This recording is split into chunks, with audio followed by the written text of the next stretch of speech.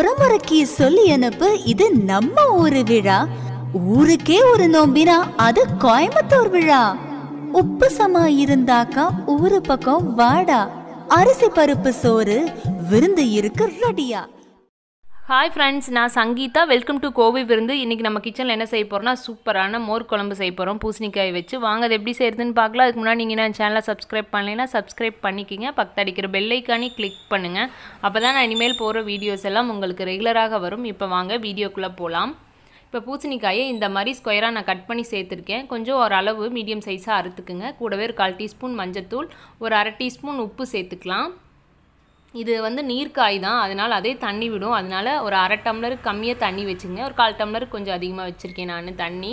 இப்போ இதை நல்லா மிக்ஸ் பண்ணி நம்ம மூடி வச்சிடலாம். இது வேகட்டும். ரொம்ப கொலன்னு வெந்துடக்கூடாது. ஒரு 1/2 வேக்காடு வெந்தால் இதுக்கு கரெக்டாக இருக்கும். இப்போ நம்ம மூடி வச்சிடலாம். அதுக்கப்புறம் ஒரு மசால் ரெடி பண்ணோம், அதை ரெடி பண்ணிட்டு வந்து பார்க்கலாம்.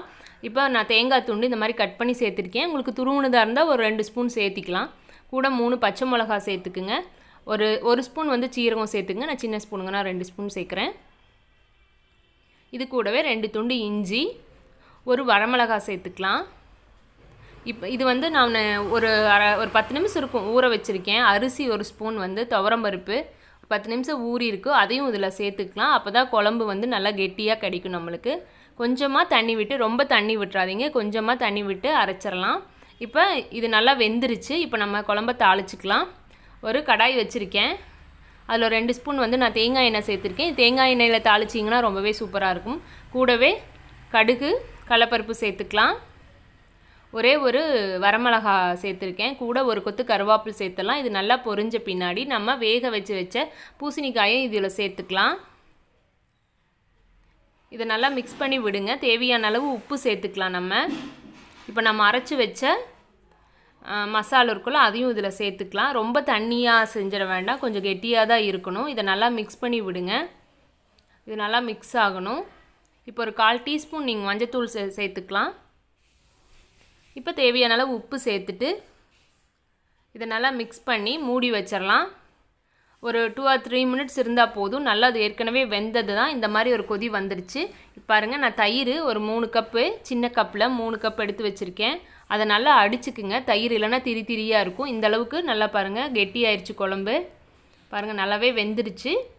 இப்போ நம்ம அடித்து வச்ச தயிரை சேர்த்துக்கலாம். தயிரை நல்லா அடிச்சுக்கலாம், இல்லைன்னா திரியாக இருக்கிற மாதிரி இருக்கும். நல்லா மோர் மாதிரி அடிச்சுக்குங்க. நல்லா புளிக்காத கெட்டி தயிராக இருக்கணும். அப்போ தான் குழம்பு டேஸ்ட்டாக இருக்கும். இப்போ இது நல்லா மிக்ஸ் பண்ணி விடுங்க. நல்லா மிக்ஸ் ஆகட்டும். இது வந்து ரொம்ப நேரம் கொதிக்கக்கூடாது. தயிர் சேர்த்த பிறகு ஒரே ஒரு கொதி வர்ற மாதிரி இருந்தால் நம்ம இதை ஸ்டவ்வை ஆஃப் பண்ணிடணும்.